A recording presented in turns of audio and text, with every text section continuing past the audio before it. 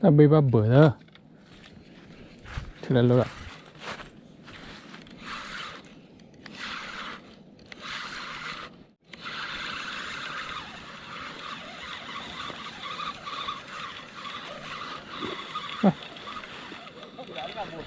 đây là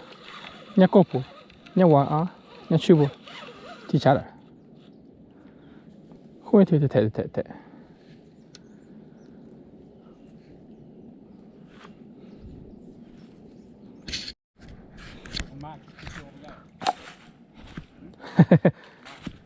nhá rồi này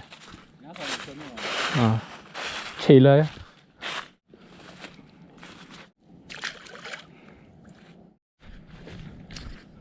hả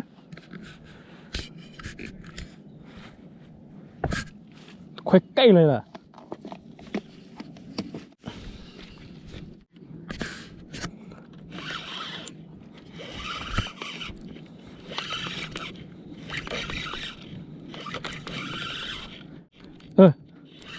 เงียบเลยพี่วะ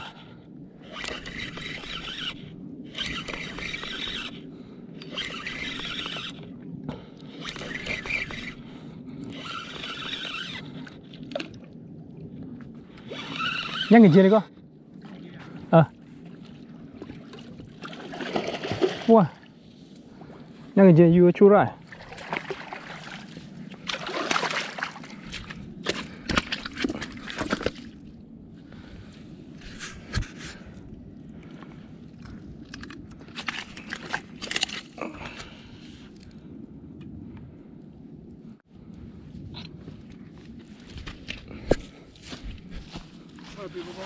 เนี่ยเท่ตลอด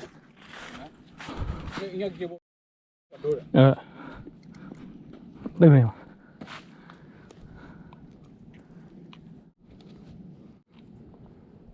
เนี่ย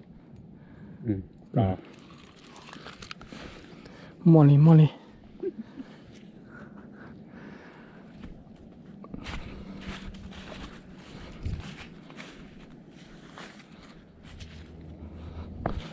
บื่อแล้วอะไร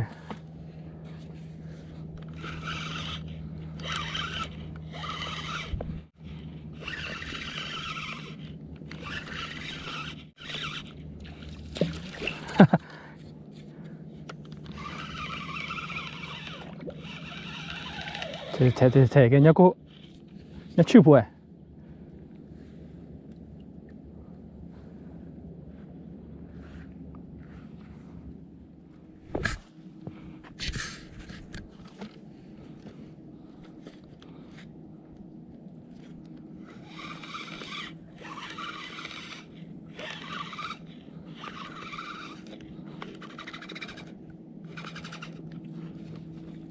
แต่บาร์บีเลยอีบิเลยบ้าขี้ไม่ไอ้ล่ะตากาขี้ไม่ไอ้ตัวชีดอะไรเบ็ดอัลฟลายบาร์บีก็บาร์บีเลยบ้าเบื่อเลยแกเบิร์ดด้วยเสียวผัดด้วยเนี่ยเดี๋ยวผัดด้วยอยู่ในป่าเลย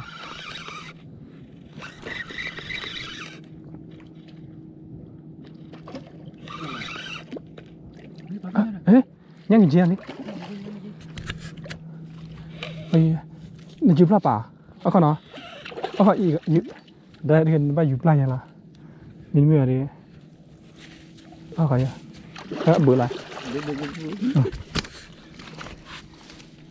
เนี่ยอีกเลยปีน่ะไปเลยไม่เท่านี้ก็เท่านี้เอาเขาอีกกว่าเราชดปี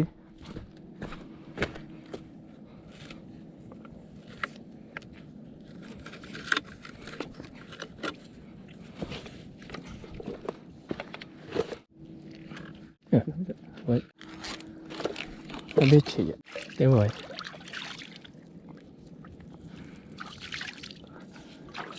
เธอเรียกดีกว่าได้ไหมเธอเนี่ยมั้งเหยียดได้ไหมล่ะเธอเริ่มก่อนเลยได้ไหมอย่าเหยียดเธอเยอะได้ไหมเบื่อ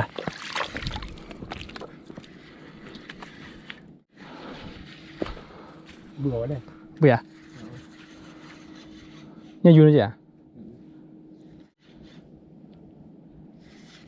โอ้ใส่แกเนี่ยป่ะเ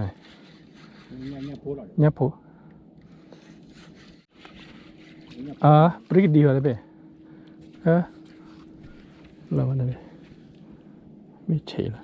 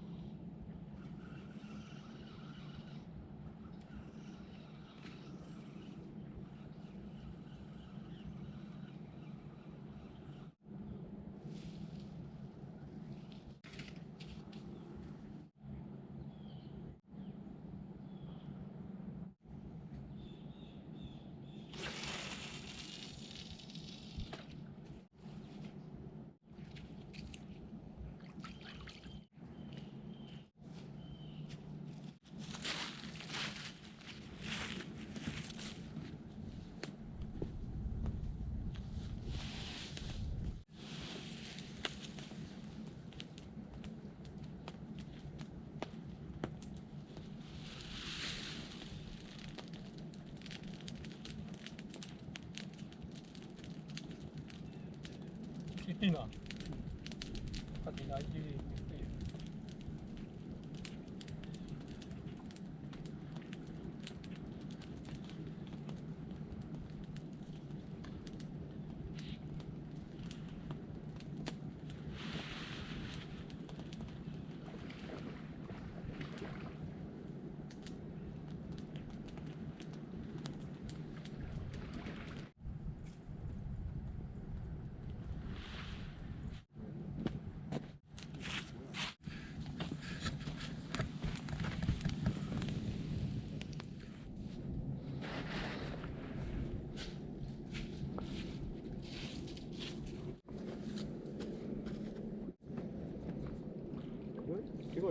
啊，切吧。那个多少钱？嗯。有个补，那个多少？那边对吧？你也不要呢？别撒油了。哦。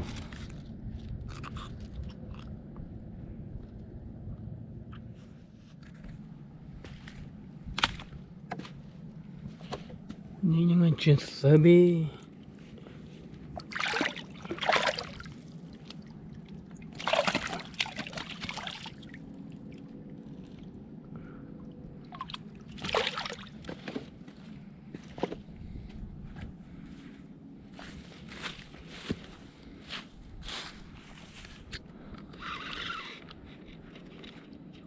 喂，你那边是什么地方嘛？啊，多少？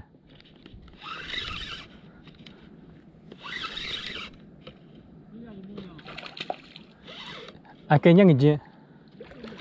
两个斤。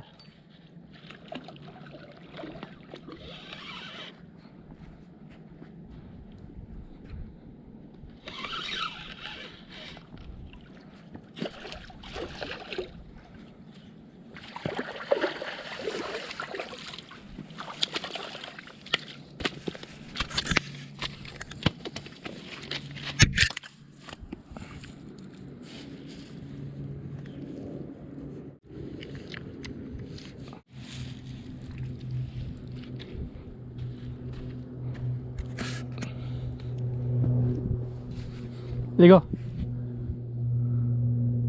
哎，你快往头啊！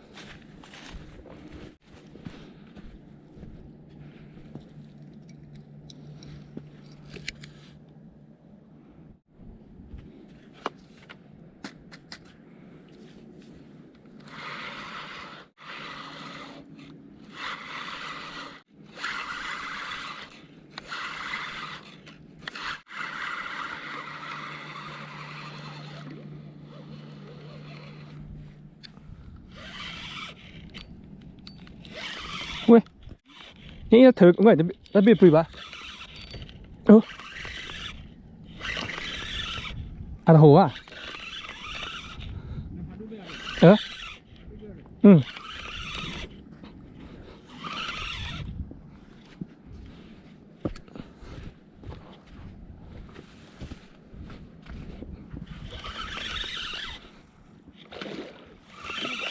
ปรีบอะไรก็ยังหมดละ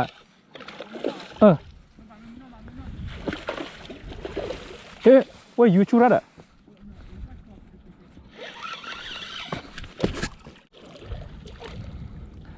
ยังเงินเจียผ่าทอเนี่ยยังเงินเจีย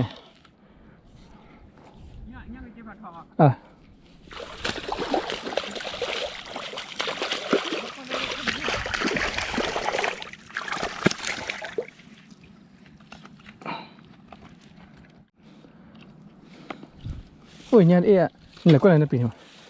ไม่ได้อยู่แล้วไหม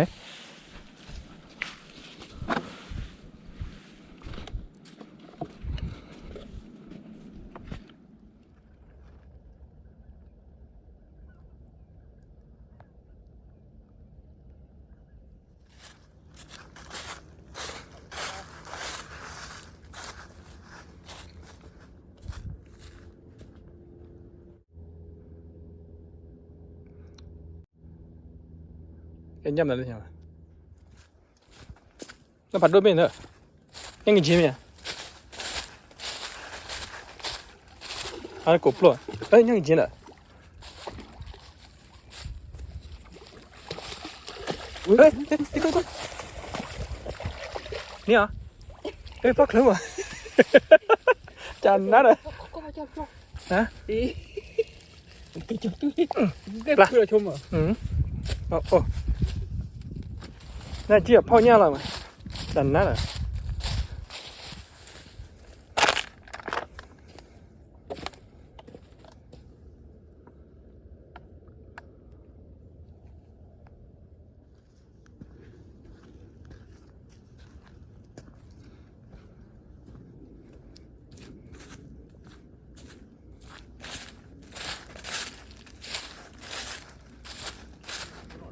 要去火的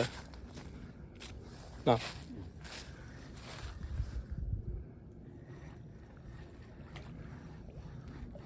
nhớ tao ngon bùi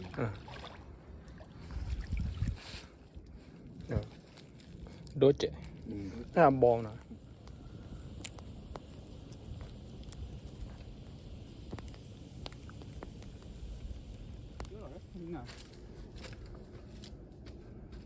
cho mà rồi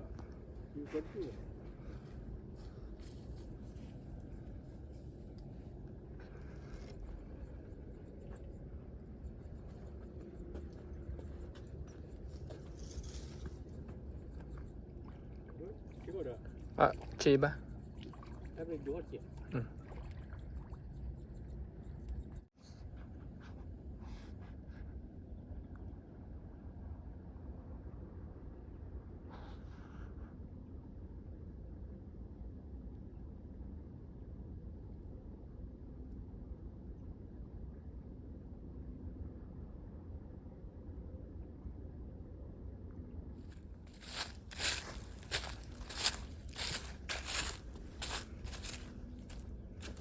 ถือพันนี่เนี่ย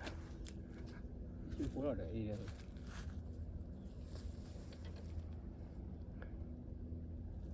เบื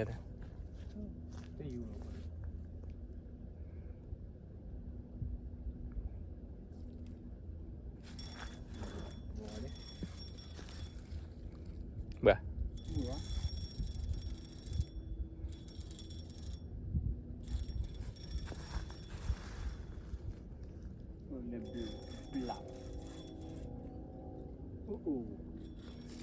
แล้วตอนไหนตัด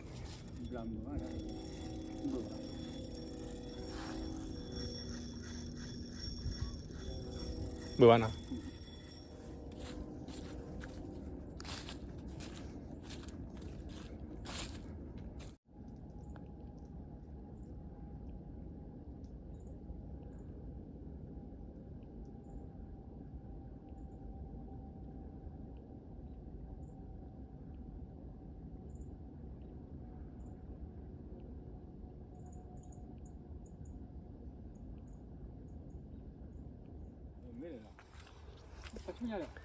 反正呀，哎，腿快吧，嗯，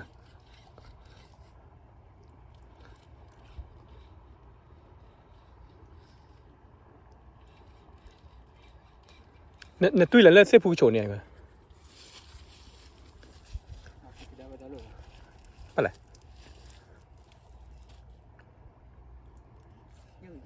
ยังกิน呀？พันโน่นอ่ะมาถือเบอร์ละถือปลาแล้วในเว็บถือหรือยังวะ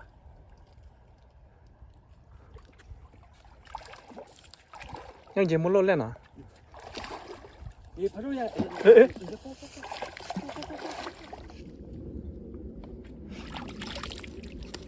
แต่เบย์ ก็ไปได้ด้วยจะบัวอย่าไม่บัวดูก็เถื่อได้กว่าหรอ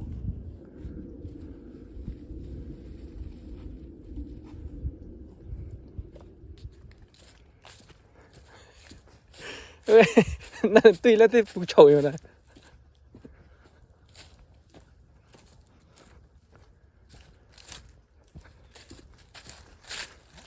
ทำไมล่ะอ้าว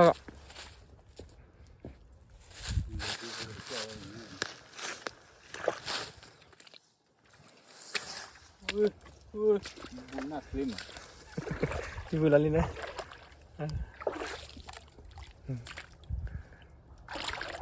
好呀，可以了。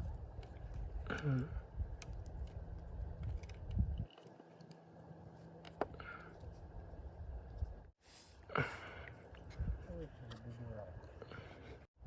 嗯。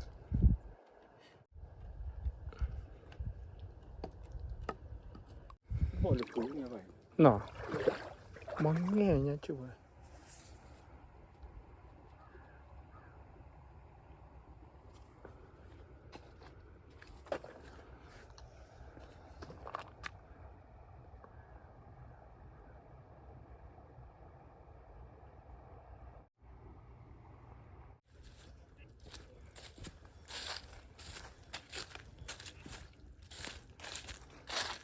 แต่โน้ไปเนี่ยชื่อไอ้ดอยยืนอ่ะ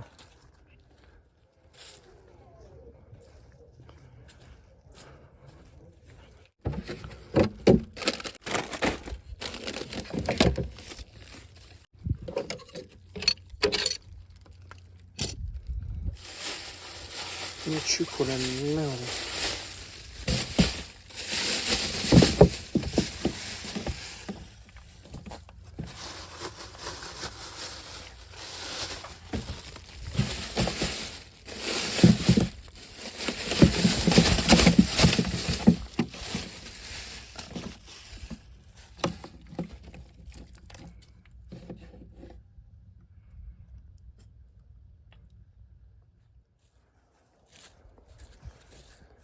พันเนวอะไรตัวนี้พันเนเดี๋ยวกว่าสินี่ยังว่าไม่แลนี่ถ้าสอนอะไรมาว่าใครกี่ปัญญาชื่อ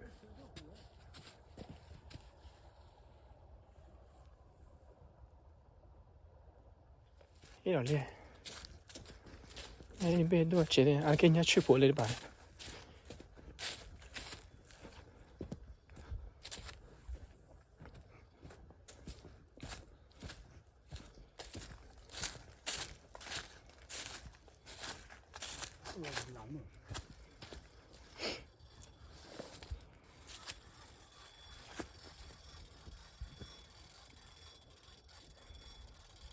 เนี่ยปัดเป็นเหรอว่าปัดเดียว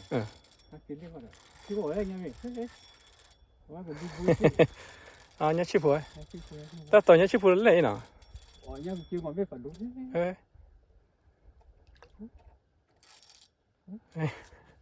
หลายได้เพื่อทุกเลยนะได้เลยปะอ๋อเนี่ย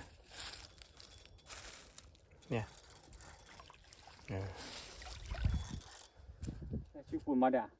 ฮะเนี่ยที่ห้อยบ่ดูไปคู่อ่ะ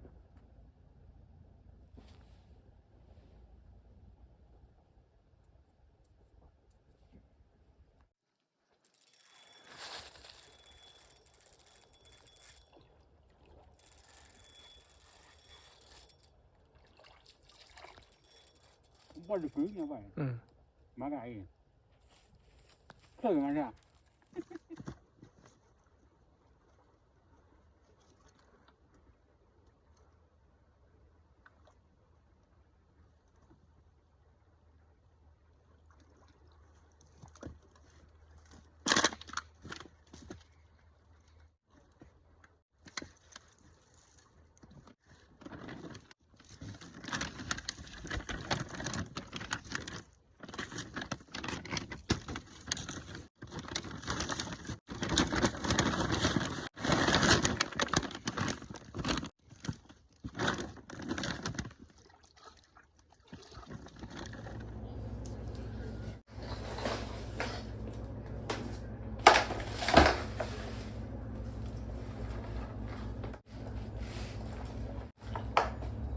Ini hai egg. Bit for kibit. Intito. Kibit.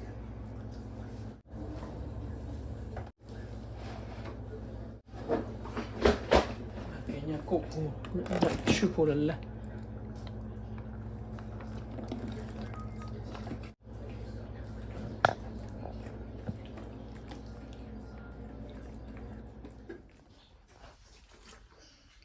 Kaya ke jadi mak shake shari ya cukup.